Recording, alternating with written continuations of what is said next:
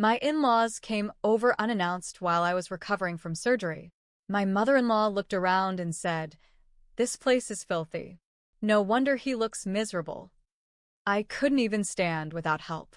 My husband said, "Just let it go. She's old school." So I hired a cleaner, sent them the bill, and when they refused to pay, I posted the before photos online with her comments word for word. I had surgery on a Thursday. Laparoscopic, but painful. They had to go in through my abdomen and remove some tissue, and even though they said it was minimally invasive, I felt like I'd been hit by a damn truck. I was bleeding, bloated, and couldn't move right. The staples tugged every time I tried to sit up. I couldn't even pee without help the first 2 days. I was out of it. I'm 36 years old. Not old, not young, just in that in-between stage where you know your body well enough to know when it's messed up. My husband Rick is 38. We've been married 6 years, and for the most part, things had been okay. Not amazing, not terrible. He's never been great with conflict, and he's always been weirdly loyal to his mom, but I figured that was just one of those quirks. Everybody has something. But what happened during my recovery made me look at him differently. It made me see everything differently. We live in Kettering, just outside Dayton, Ohio. It's not fancy, but our house is cozy. 2 bedrooms, 1 bathroom, decent-sized backyard. We both work full-time.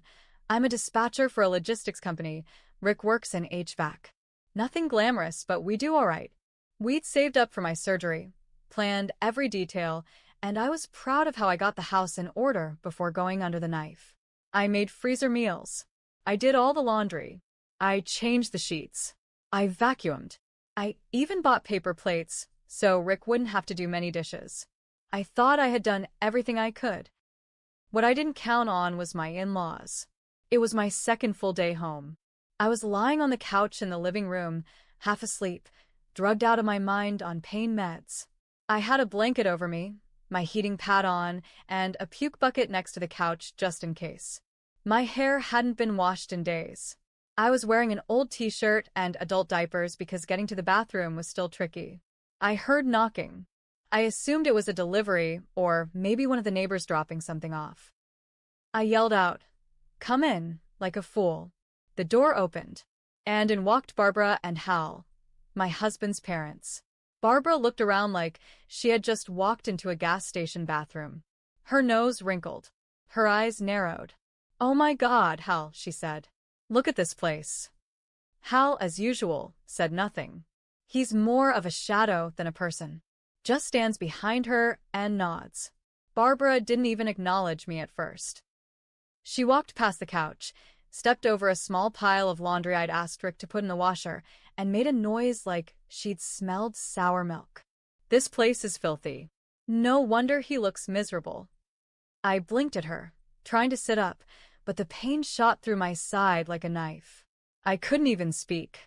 My mouth was dry. I was sweating. My guts were on fire. Miserable. I finally choked out, "What are you talking about?" Barbara turned to look at me like I'd just spoken out of turn in church. She gave a little tight smile, walked over, and pulled the blanket up over my legs without asking. "Sweetie, you should have had someone come clean before the surgery. This isn't good for Rick. He needs a clean space to relax in." I couldn't believe what I was hearing. I wanted to scream. I wanted to throw something. I had worked my ass off preparing for this. I had done everything I could. I was literally recovering from having my stomach sliced open, and she was walking in here, judging me? She walked into the kitchen, opened a few drawers. Then the fridge. "Oh my God, Hal. There's nothing fresh in here. This is just sad." Hal grunted. That was the only sound he made. I tried to reach for my phone, but it had slid behind the pillow. I just laid there, helpless, while Barbara toured my home like a damn real estate agent judging a foreclosure. She stayed maybe 20 minutes. Didn't offer to help with anything. Didn't ask if I needed water. Didn't even bring food. When Rick got home, I told him everything. And do you know what he said? "Just let it go. She's old school." He chuckled. She doesn't mean anything by it. I stared at him. I had been holding in tears for days. I had smiled through the pain, stayed quiet when I felt like screaming, and now his mother storms in here and calls our house filthy, and his only response is that she's old school? That was the moment I knew. I wasn't letting this go. The next day, I called a local cleaning service. They were expensive, but I didn't care. I told them the truth. I had just had surgery, couldn't clean, and some guests had shown up uninvited and shamed me. The woman on the phone was kind. She didn't say much, but I could tell she got it. 2 cleaners showed up the next morning. They were amazing. They mopped, vacuumed, scrubbed the bathroom, did the dishes, even folded the damn towels. I cried watching them. I felt so embarrassed, but also relieved. It cost $275. Not a crazy amount, but not cheap. I sent the bill to Barbara and Hal. No explanation. Just a simple note. For the cleaning services you clearly expected upon your visit. No reply. 3 days later, I followed up. Barbara texted back. We didn't ask for any services. That's your responsibility. We will not be paying for something we didn't agree to. That was it. No apology. No acknowledgement. So I decided to post the photos. Before and after shots. The unfolded laundry. The dishes in the sink. The bathroom counter with my meds and heating pads on it. And under each one, I posted a quote from Barbara. Word for word. This place is filthy. No wonder he looks miserable. He needs a clean space to relax in. I posted them on Facebook. Not in a rage, just with context.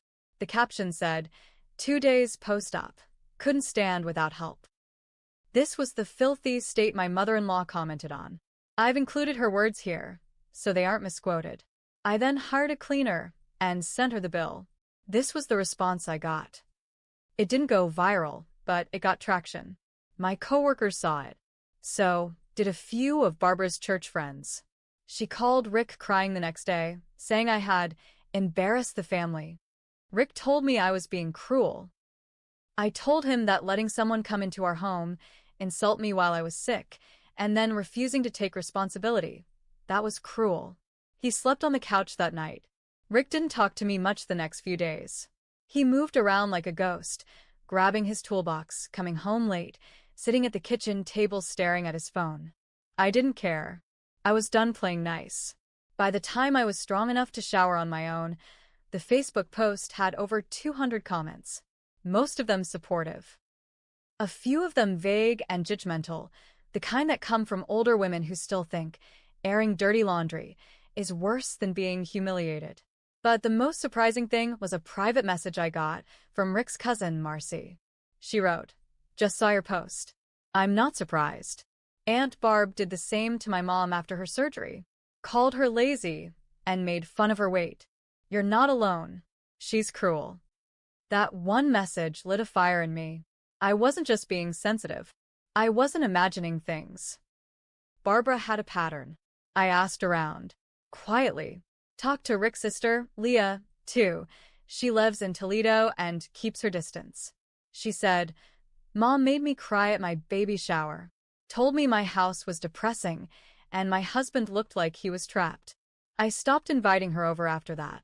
So it wasn't just me. This wasn't a one-time slip-up. A week later, Rick sat down next to me, looking all serious. He said, Mom's been getting calls from her church friends. She says she can't go back there until you take that post down. I looked at him dead in the face and asked, "And what do you think?" He shrugged. "Maybe just delete it. It's not worth the drama.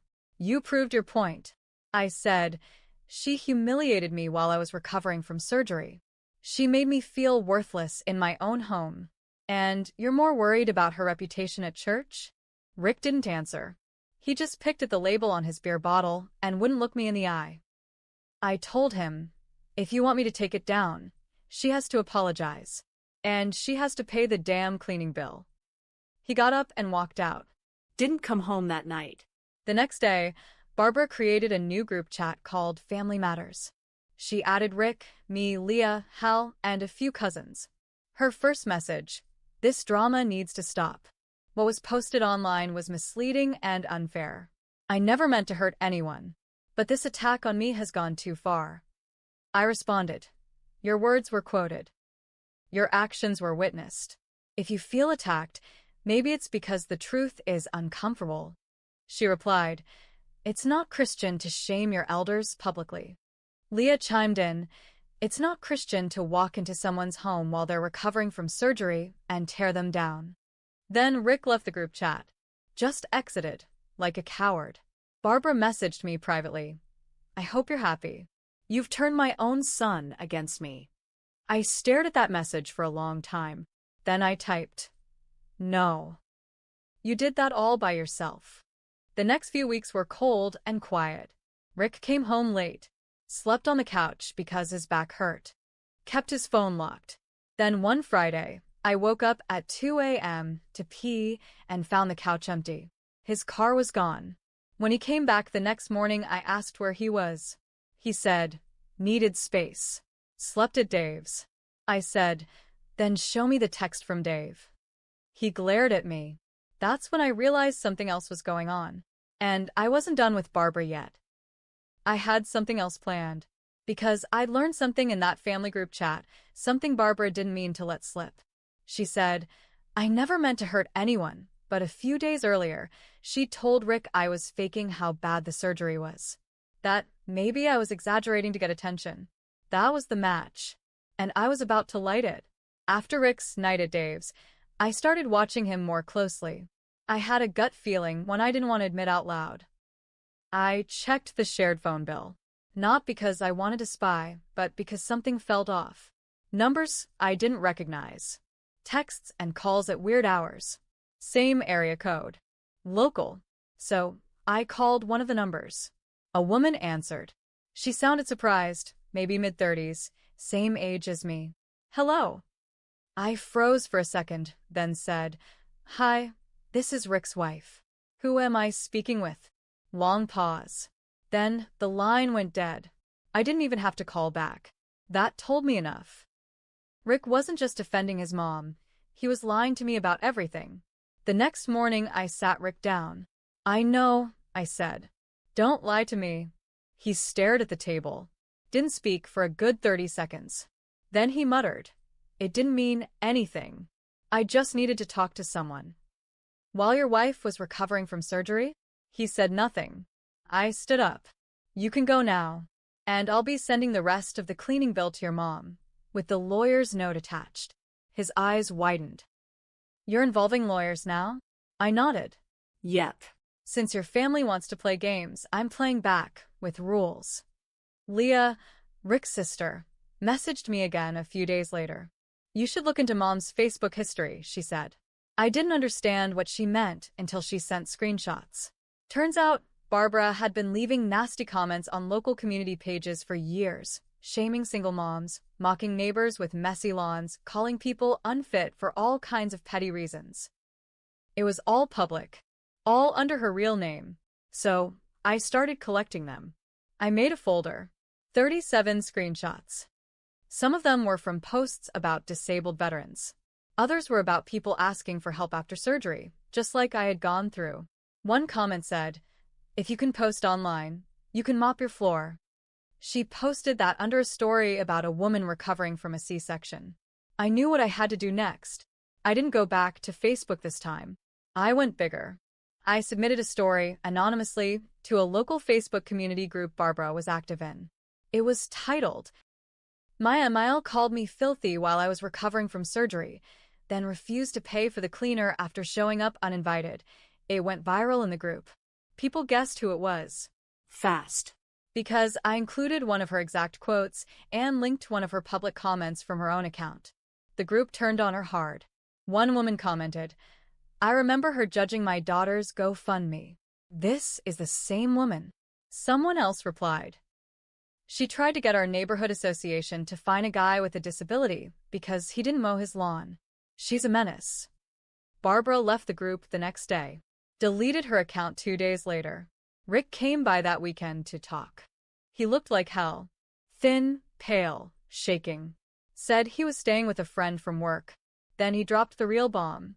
My mom's threatening to sue you for defamation. I laughed. Let her. Truth isn't defamation. And I have screenshots. You want to see them? He didn't. Instead, he looked at me with his pathetic face and said, "Can we fix this?" I looked him dead in the eye. "You didn't try to fix anything when I needed you most. So no, Rick. We can't." While digging through old emails and texts, I found something strange. A forwarded message, buried in my inbox. From over a year ago. It was from Rick. He had copied me on an email to his mom back when we were planning a joint birthday party for his niece. I must have skimmed past it at the time. But now, reading it again, something stood out. He had written, "Don't worry, I told her we couldn't lend the money this time. Just say it came from me." Wait, lend money?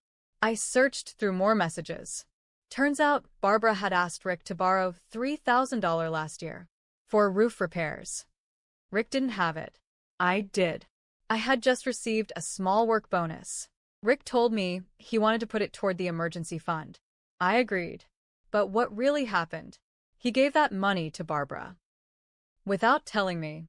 She used it not for her roof, but for a girls' retreat with her church group in Kentucky. That retreat, by the way, had spa days, wine tastings, and yoga classes. I found it on her Facebook back when her account was still active. She had posted photos. One of them had a glass of wine and the caption, "Much needed time away. I don't owe anyone anything this weekend." That photo was posted 2 days after Rick transferred the money to her. I confronted Rick. "You gave her our emergency money last year. Lied about it. And she spent it on a damn wine retreat." He didn't deny it. She said she really needed it. "I didn't want to upset you." "You didn't want to upset me? You watched me eat frozen casseroles for 3 weeks, so we wouldn't dip into savings." While she was drinking rose and doing goat yoga, he looked ashamed. But it was too late for shame. I had everything I needed. I printed the receipts, pulled a bank statement showing the transfer, matched it to the date on her Facebook post. I compiled everything into a PDF and titled it, "What a Good Son Does." Then I sent it anonymously from a burner email to the women's board of her church. I didn't add any commentary. Just facts. Let the timeline speak for itself. A week later, Barbara was removed from her position on the Women's Event Planning Committee. She also lost her spot leading prayer group. Leah told me her phone had been blowing up. People are saying she's two-faced. Hypocrite. Selfish. I didn't respond. Rick came by again a few days later. He looked more broken than ever. "I've moved in with Hal," he said. I nodded. "I messed everything up," he added. I didn't answer. Then he asked something I wasn't expecting. "Did you send that stuff to the church?" I paused, then said, "I don't lie to people who respect me." He didn't press. Instead, he asked something worse. "Can I come back?" I stared at him. "You weren't just her son, Rick. You were her accomplice. You lied to me for her. You let her humiliate me, then punish me for standing up for myself. So no, you can't." He didn't fight it. He just walked out. Quiet this time. No begues, no excuses, no goodbye. Because Barbara had one last card to play. She was planning something. And I could feel it coming. It came quietly at first. A letter in the mailbox. Not handwritten, printed and typed, neat and formal. It was from Barbara. 2 pages long. She didn't apologize. Not once. She explained. She wrote things like, "I was raised to believe the home reflects the woman. Rick was always too soft, and I had to protect him. You embarrass me online, and that can never be undone." Then came the final line. "You may have turned my son against me, but I still know what you did." I didn't understand it at first, but I was about to find out. I used to help out with the local food drive at our community center every month. People I'd known for years, some of them stopped speaking to me. Others gave short nods and turned away. One woman pulled me aside and said, "I don't know what happened between you and Barbara, but maybe next time, handle it privately." Privately? She humiliated me while I couldn't stand without help. And I handled it with facts. But none of that mattered now. Barbara was telling her version of the story. That I had smeared her.